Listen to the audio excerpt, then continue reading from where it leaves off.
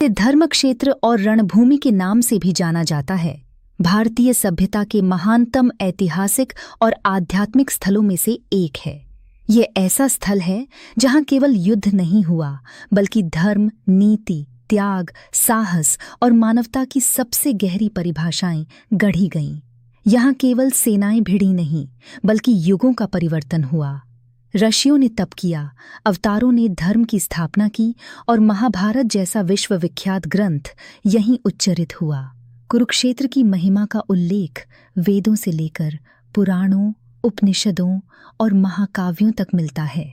ऐसा माना जाता है कि यह धरती 3 युगों से पवित्र रही है: सत्ययुग, त्रेता युग और द्वापर युग। और हर युग में यहाँ महान घटनाओं की श्रृंखला घटती रही है। कुरुक्षेत्र आर्य संस्कृति का प्राचीन केंद्र माना जाता है। कुरुक्षेत्र नाम का अर्थ है कुरुओं का क्षेत्र, जहाँ राजा कुरु ने तपस्या की और यह भूमि धर्मभूमि घोषित हुई। राजा कुरु हस्तिनापुर के प्रसिद्ध सम्राट थे और पांडव कौरव वंश के पूर्वज। पुराणों में वर्णित कथा के अनुसार राजा कुरु ने इस भूमि को हल चलाकर साफ किया और इसे तपोभूमि बनाया। उनकी तपस्या ने इस क्षेत्र को इतना पवित्र बनाया कि देवताओं ने इसे धर्म क्षेत्र नाम दिया। ऋग्वेद में भी कुरु और उनके वंश का उल्लेख मिलता है। इससे पुष्टि होती है कि यह क्षेत्र वेदकाल से ही महत्वपूर्ण रहा है। कुरुक्षेत्र में अनेक सरस्वती सभ्यता के पुरातात्विक अवशेष भी मिले हैं, जो इसे हजारों वर्ष पुरानी विकसित सभ्यता का प्रमाण बनाते हैं। प्राचीन काल में सरस्वती नदी कुरुक्षेत्र के हृदय से बहती थी। आज नदी लुप्त है, परंतु ग्रंथों में इसका विस्तृत उल्लेख मिलता है। कहा जाता है कि सरस्वती की किनारों पर अनेक वेदों का उच्चारण हुआ, ऋषि आश्रम पनपे और वैदिक सभ्यता फली फूली। कुरुक्षेत्र और सरस्वती का रिश्ता इतना गहरा था कि वेदों में लिखा है, सरस्वती के तट पर धर्म का अंतिम न्याय होता है। और यही कारण है कि जब महाभारत का युद्ध होना तय हुआ तो धरती पर इससे पवित्र, न्यायपूर्ण और धर्म प्रधान स्थल कोई नहीं माना गया। महाभारत काल में कुरुक्षेत्र विश्व के केंद्र के समान था। पांडव और कौरव दोनों कौरव वंश के उत्तराधिकारी थे और हस्तिनापुर शासन की गद्दी के लिए संघर्ष का चरम बिंदु कुरुक्षेत्र में पहुंचा। कुरुक्षेत्री महाभारत काल में कुरुक्षेत्र विश्व के केंद्र के समान था। पांडव और कौरव दोनों कौरव वंश के उत्तराधिकारी थे और हस्तिनापुर शासन की गद्दी के लिए संघर्ष का चरम बिंदु कुरुक्षेत्र में पहुंचा। कुरुक्षेत्र युद्ध क्यों यहीं हुआ? शांति निकेतन पर्वत, सरस्वती नदी, ब्रह्मसर, ज्योतिसर, बनगंगा और अन्य स्थानों के कारण यह क्षेत्र आस्था का केंद्र था।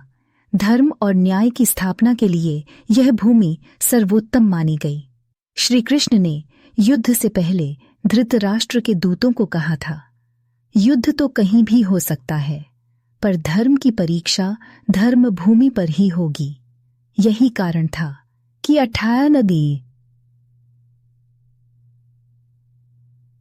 18 दिनों का यह महासंग्राम यहीं लड़ा गया। इतिहास। महाभारत युद्ध दुनिया के सबसे भयानक और निर्णायक युद्धों में से एक माना जाता है। इस युद्ध में 11 अक्षौहिणी कौरव सेना और 7 अक्षौहिणी पांडव सेना आमने सामने थी। पहला दिन, संग्राम की शुरुआत। भीष्म पितामह सेनापति बने। पहले ही दिन हजारों योद्धा मारे गए। कुरुक्षेत्र की मिट्टी योद्धाओं के रक्त से लाल हो उठी। दूसरा से 10वां दिन, भीष्म का अभेद्य कवच। भीष्म की रणनीति और कौशल के सामने पांडव लगातार दबते रहे। अर्जुन के सामने पितामह का सम्मान था, युद्ध कौशल था और मन का द्वंद्व था। 11वां दिन, सेनापति द्रोण हनुमान विहित अर्जुन ध्वज लेकर पांडव आगे बढ़े, पर द्रोण की रणनीति ने युद्ध को रक्त रंजित कर दिया। अभिमन्यु को चक्रव्यूह में घेर कर मारना युद्ध का सबसे दुखद और क्रूर प्रसंग माना जाता है। 13वां दिन। अभिमन्यु का बलिदान। अभिमन्यु ने अकेले ही चक्रव्यूह भेद दिया, पर कौरवों ने नियम तोड़कर उसे घेर कर मार दिया। यही वह क्षण था जब अर्जुन ने प्रतिज्ञा की, मैं कल सूर्यास्त से पहले जयद्रथ का वध करूंगा। 14वां दिन। जयद्रथ वध।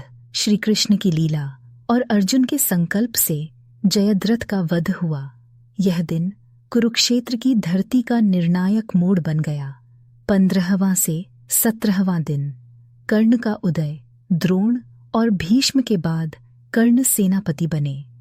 अर्जुन व कर्ण का युद्ध भारतीय इतिहास का सबसे भव्य और शक्तिशाली युद्ध माना जाता है। कर्ण के पतन के बाद युद्ध का संतुलन पांडवों की ओर झुकने लगा। 18वां दिन। दुर्योधन का अंत। भीम ने गदा युद्ध में दुर्योधन की जंघा तोड़ी। इस युद्ध के अंत में लगभग पूरा कौरव वंश समाप्त हो चुका था। कुरुक्षेत्र शिता की भूमि पर लाखों शव थे। युद्ध के बाद महिलाएं करुण क्रंदन करती हुई रणभूमि में अपने प्रियजनों को खोज रही थीं। मध्यकाल में जब भारत पर विदेशी आक्रमण हुए, कुरुक्षेत्र की संस्कृति ने कई संघर्ष देखे, पर अपनी आध्यात्मिक पहचान नहीं खोई। लोग दूर दूर से तीर्थयात्रा के लिए आते रहे। ब्रह्म सरोवर की महिमा लगातार बढ़ती गई। आधुनिक कुरुक्षेत्र, आज का कुरुक्षेत्र, हरियाणा राज्य में स्थित है। यहाँ आधुनिक विश्वविद्यालय, संग्रहालय, तीर्थस्थल, महाभारत थीम पार्क और गीता महोत्सव आयोजित होता है। हर साल अंतर्राष्ट्रीय गीता जयंती महोत्सव में लाखों लोग आते हैं। कुरुक्षेत्र की आधुनिक पहचान, पर्यटन और तीर्थस्थल, वेद गीता अध्ययन केंद्र, युद्ध और शांति पर शोध स्थल, सरस्वती सभ्यता अनुसंधान का केंद्र। कुरुक्षेत्र केवल एक युद्ध भूमि नहीं, बल्कि धर्म भूमि। कुरुक्षेत्र का इतिहास मात्र एक युद्ध की कहानी नहीं है, बल्कि यह धर्म और अधर्म के संघर्ष की भूमि, आध्यात्मिक जागृति की भूमि, वेद उपनिषदों की जन्मभूमि, सरस्वती सभ्यता का केंद्र, गीता का उद्गम स्थल है। कुरुक्षेत्र वह स्थान है जहां मनुष्य को अपने कर्म, कर्तव्य, साहस, त्याग और धर्म का सच्चा स्वरूप समझ आता है। समापन। कुरुक्षेत्र का इतिहास हजारों वर्षों से भारतीय संस्कृति का दीपक जलाए हुए है। यह केवल पवित्र स्थल नहीं, बल्कि मानवता के लिए प्रेरणा है। यह सिखाता है कि धर्म का मार्ग कठिन हो सकता है, परंतु विजय हमेशा सत्य और न्याय की ही होती है। कर्म सर्वोच्च है और जीवन युद्ध की तरह है, जहां हर पल सही निर्णय ही हमारी विजय का कारण बनता है।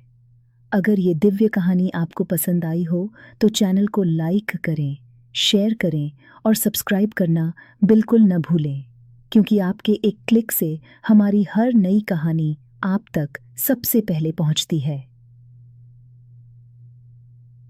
जय श्री कृष्णा।